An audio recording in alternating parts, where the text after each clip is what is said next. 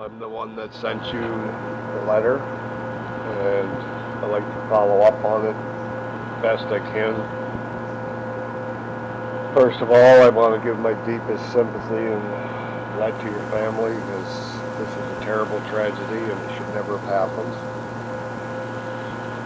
And my only purpose in this is to help you out and bring her back and to make sure that he gets what's coming to him.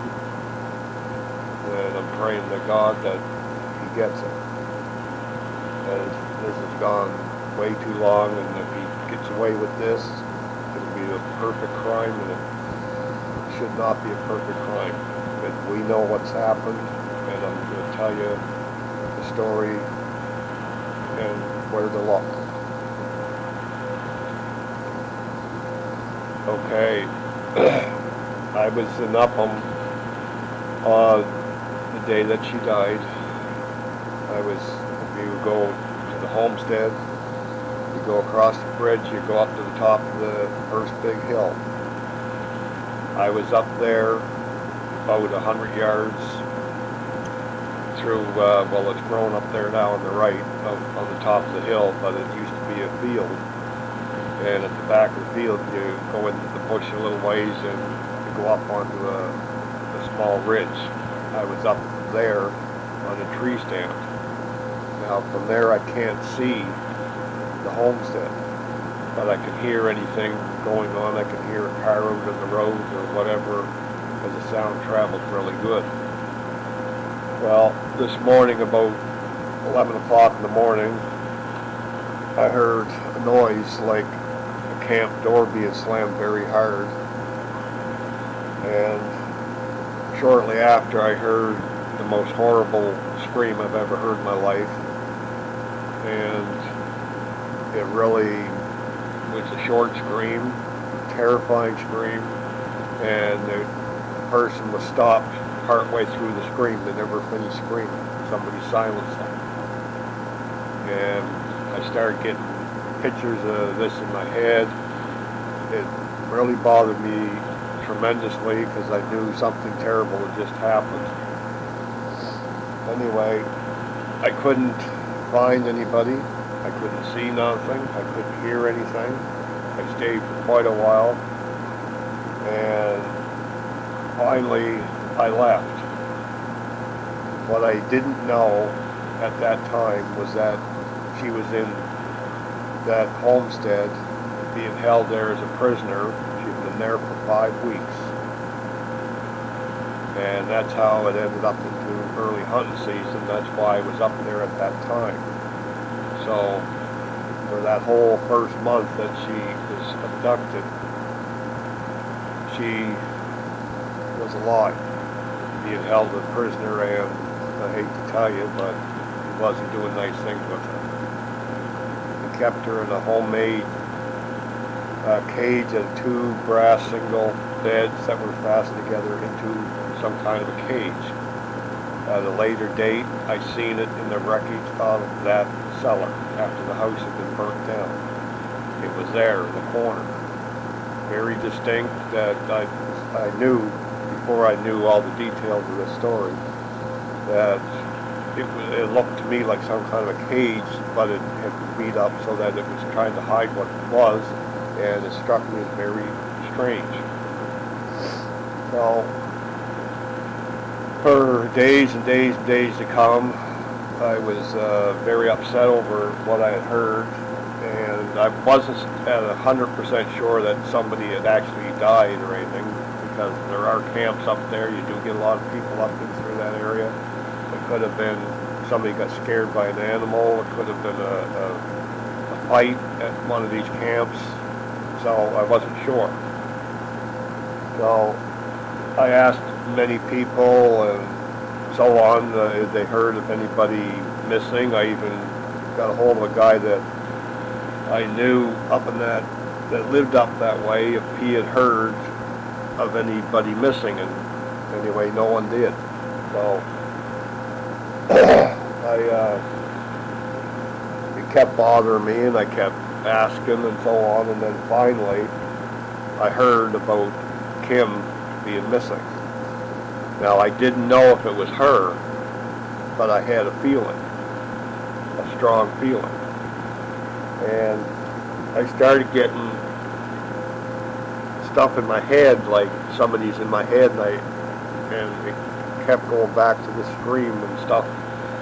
And I'd see bits and pieces, images in my head, and it bothered me terrible. Anyway, it was shortly after that, and I did talk to a lot of people trying to find out more and more. And what I heard was the last time she was seen, she was getting a car with 2 or 3 people and drove away, and no one's seen her since. That was what I heard. And later, I seen a poster of her. Well, when I seen the poster, I started to sense her more and more, and I thought, well, it might be her.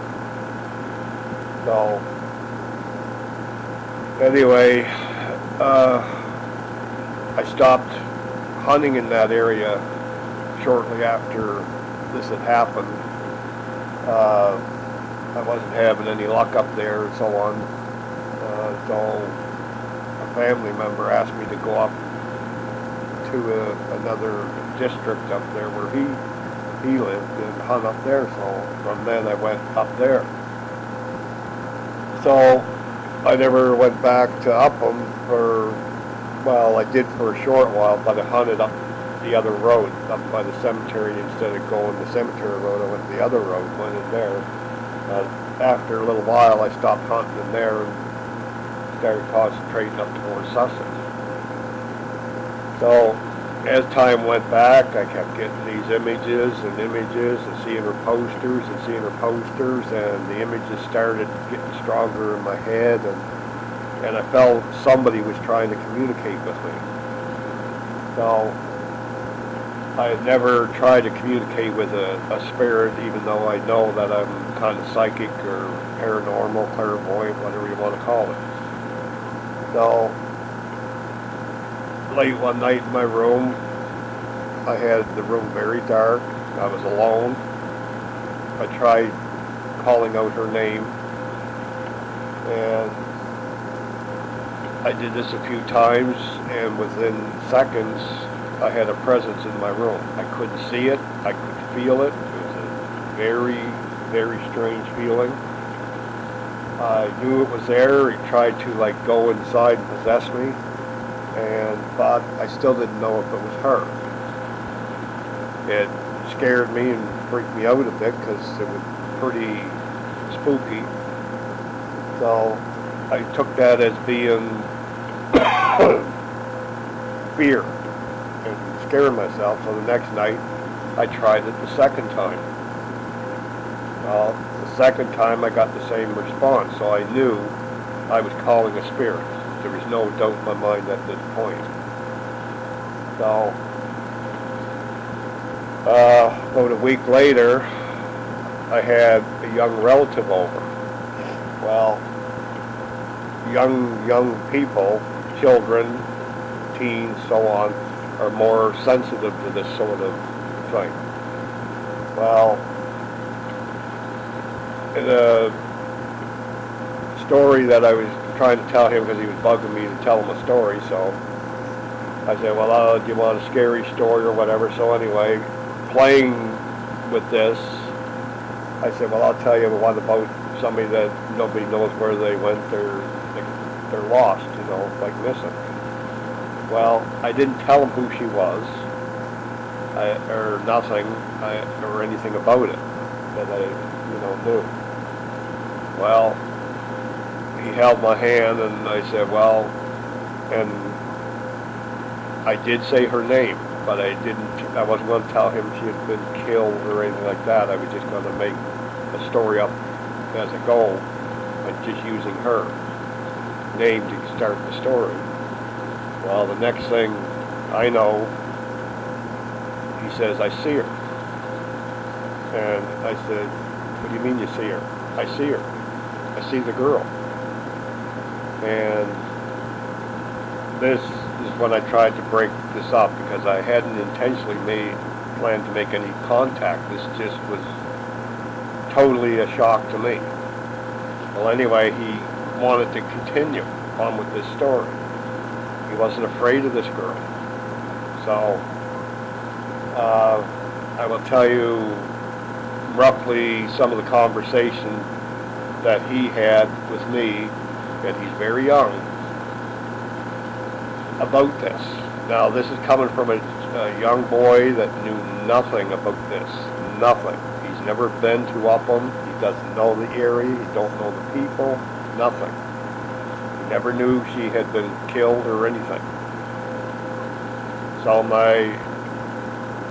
he wanted me to continue, so I said, "Are you Kimberly Ann Amero?" And he answered without hesitation, "Yes." "Are you the one that's in my head?" "Yes." Now he's answering me very quickly, no hesitation. I said,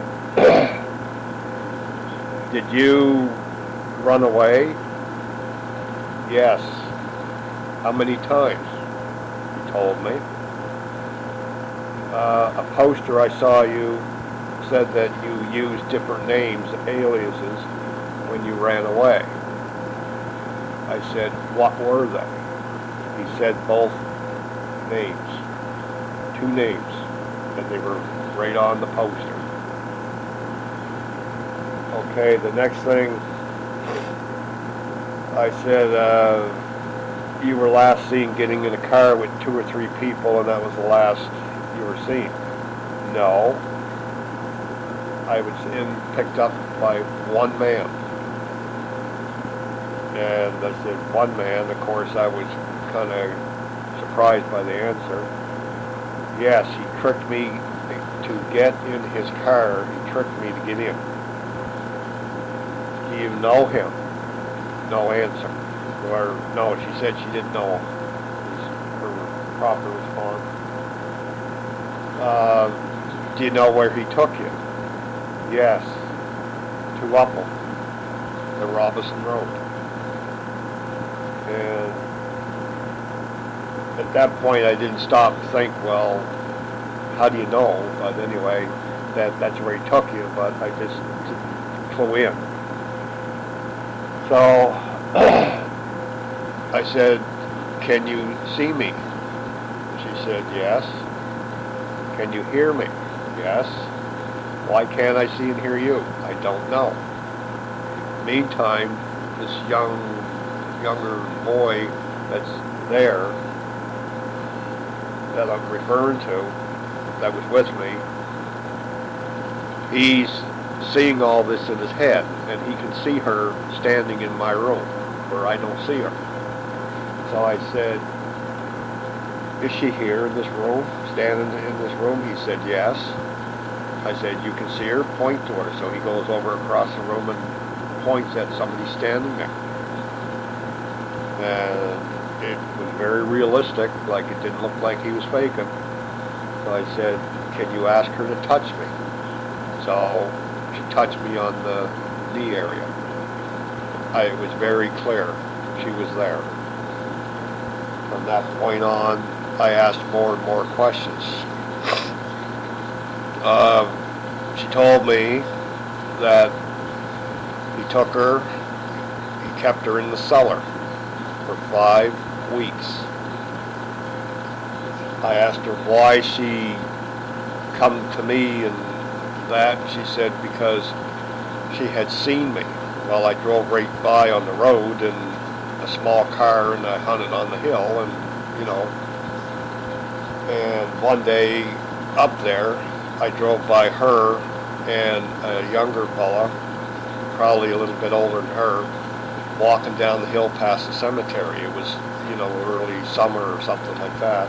And she was standing sideways looking right at me, and she said hi as I drove by, and I said hi back. Him, he never turned around. I could not see his face. But she seemed very happy and contented playing with this guy. So, apparently he would take her upstairs every so often, and, well, I won't go into details. You know what happened. and I asked her how he managed to keep her quiet and contain her there so that she didn't get away, so that's where she told me about the bed. Now, the day he had her upstairs, he got distracted doing something. She knew I had already gone up, and I was up on the hill up above. So she got out the cabin door, and as fast as she could move, she tried running up the road towards me. He come out in a very big rage out of the camp, slamming the door. He had a stick in his hand, and he chased her. Well, she had a pretty good head start, but she wasn't strong enough to outrun him. And as she slowed down and she was staggered, because I mean she was weak, she was held, for a long time, no exercise, no anything, so her strength was down, making her weak, and she turned and he was getting closer to her and closer. She panicked, she ran harder than that, and anyway, next thing she turned and he's right behind her, and she screamed as he swung that stick. Then it was over. That, her being silenced through the scream, that was the blow to the head. I know this is deeply moving. It bothered me. It bothered me deeply. And through all this time, I've grown very fond of your daughter. I would have been very pleased if she had been my sister or my own daughter, because I think she's a very special person. I mean that from the heart. Well, I had the young person told me, and I could visualize some of this in my head, like I was getting pictures of it too, that he described to me when I asked about him. Said it was a man about 30 years old, jeans on, rugged outdoor-like person, kept his shirt sleeves rolled up very high on the arms. She was very terrified of him. I asked her about the description on the car. All I got was it was a big old car, light blue or light green. She wasn't quite sure of the color anymore. And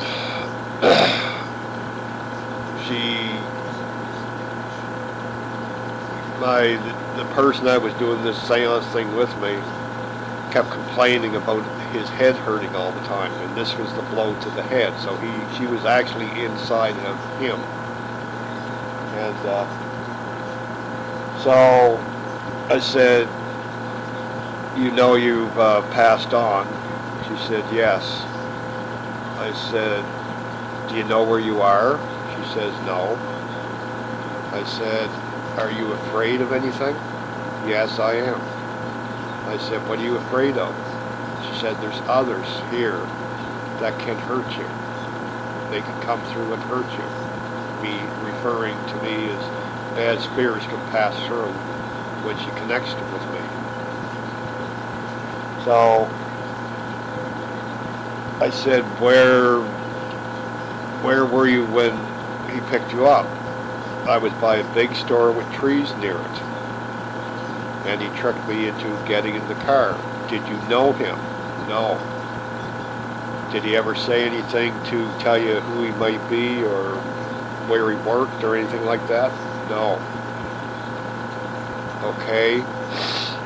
I said, after he hit you, what did he do? He hid me in the bushes nearby, and he was afraid that I would come because of hearing her scream, and he was waiting for me to show up. In plain words, he was going to kill me if I come looking by. Well, when I started roaming around trying to figure this out and make sense of it, I heard nothing. I heard no cars, no anything. Everything was just normal wood sounds. And her scream totally stressed me, like I was very upset with this. Anyway, I was armed to the teeth. I was hunting. I had a hatchet on me, I had a knife on me, and I had my weapon with me.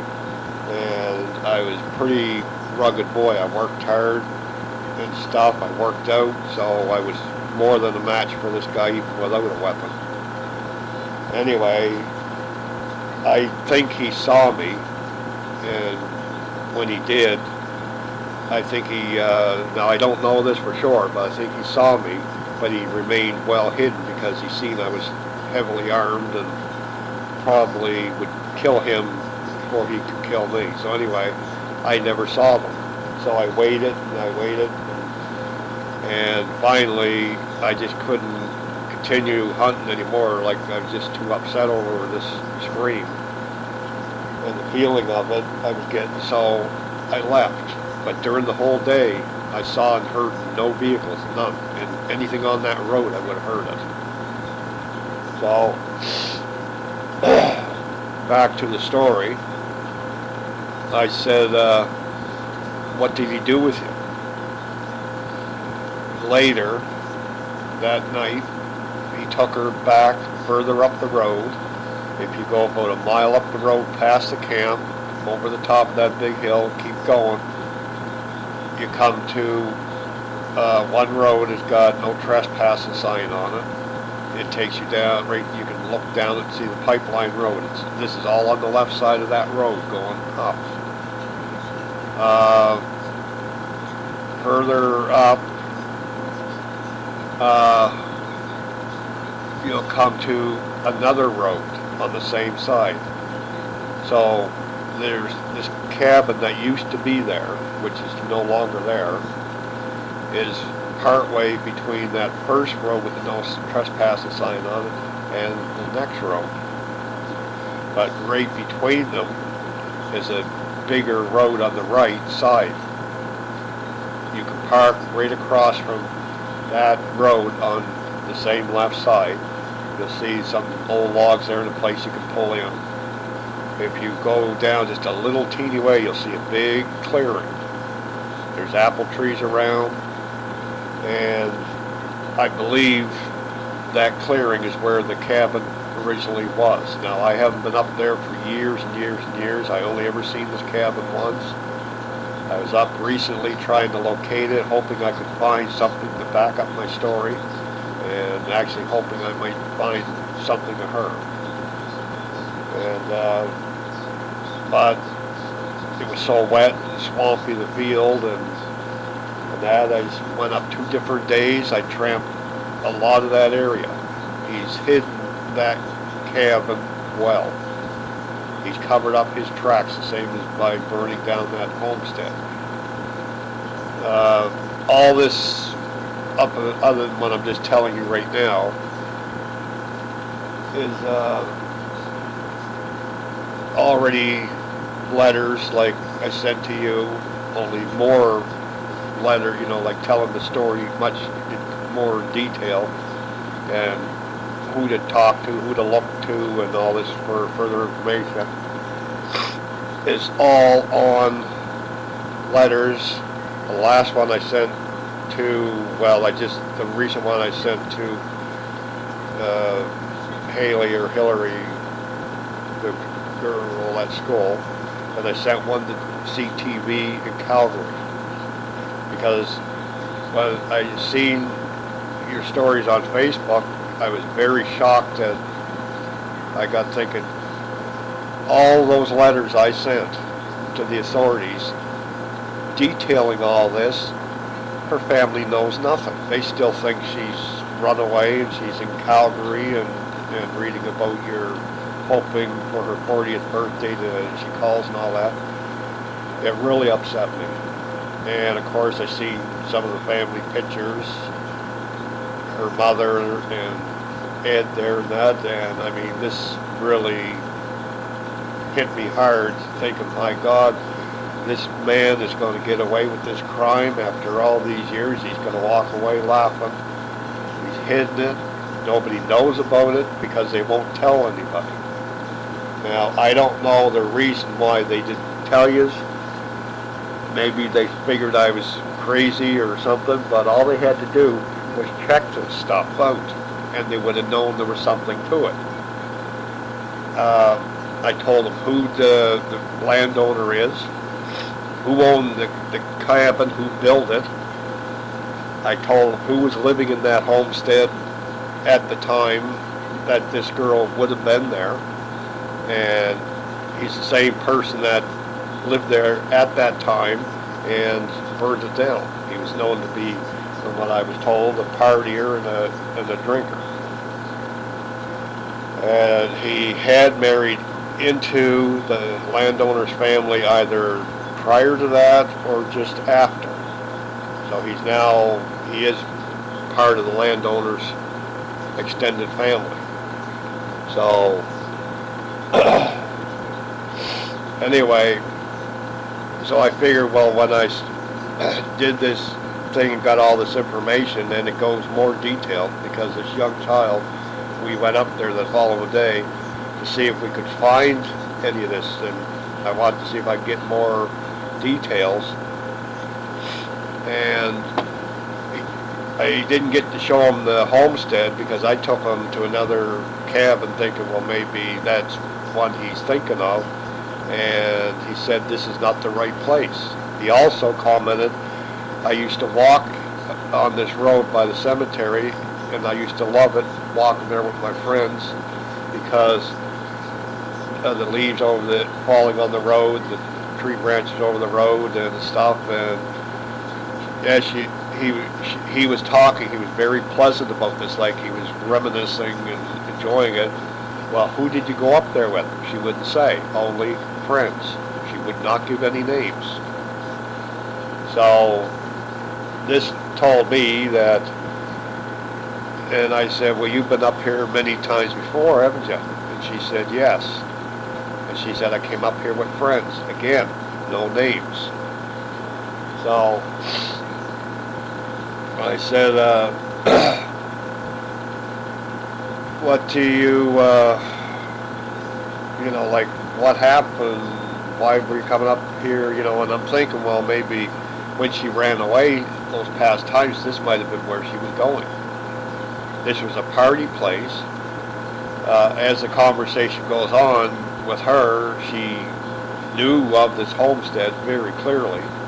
She also described this cabin, which we never did get up the road to see, in detail, inside and out, and the trees around it, which were made to stand out. She talked about it as if she was very familiar with it. Now, this young boy had never been in this cabin, never seen it. He had never seen this homestead. He had never been in the cellar. He described it all. He described the cellar, what it looked like. He said there's an island, like in a rock made in the middle of it, and you have to walk around it. Well, you've seen the foundation. You've seen the square rock thing in the middle. He described that. He described how the basement was made out of that slab rock, stacked rock on rock. Okay? Now, over a period of time, I've tried understanding this more. I've researched the paranormal a lot. I've had lots of dealings with the paranormal besides this, and knowing that I had seen this cabin once before, and the way she was describing it and everything else, she said he took her there and buried her within about 2 feet from the front porch. Now, the cabin was only a one-room cabin with a single bunk and a table in it. That's, by the time I was there, that's all I seen in it. And it was one of my brothers that hunted on the cabins going down the hill on the opposite side of the road. He used to go there, and he would run around with the guy's daughter and so on. And so he was hunting up there, but he don't sit and hunt like I do. He roams around. Well, he took me further up the road one day, and we separated. I didn't have a clue where I was going. And he said, well, you keep walking, you'll come out on that pipeline road. So anyway, I started walking. I didn't know where I was going. I was all lost and kind of mad because, like, I didn't know where I was going, and then, and I just felt like I'm going to get lost or something like this. So anyway, make a long story short, I flushed out some deer and started shooting at them. Well, this brought my brother back over, and we had come out in that one part of that big clearing. So, and at that time there was more trees around there, which now have been chopped down. So anyway, you could see apple trees and stuff, and he said, well, let's go that way. And so anyway, we could see the cabin. So anyway, he started talking about the cabin, telling me, who owned it, and the people that used it as a hunting camp. And we went to it, and he opened the door, and we went inside, and I was a little put out by it because I thought we were doing the wrong thing. Like, this is somebody's cabin, and he opened the door and walked in and sat down, and I thought that was like a big no-no. You just don't do that. Well, the cabin was totally empty. There was no furniture. There was nothing in there. And so I felt uncomfortable going into somebody else's place, so I said, well, let's go. So anyway, and I noticed the trees and that out front and off to the side of the cabin were very unique. So, and the child also described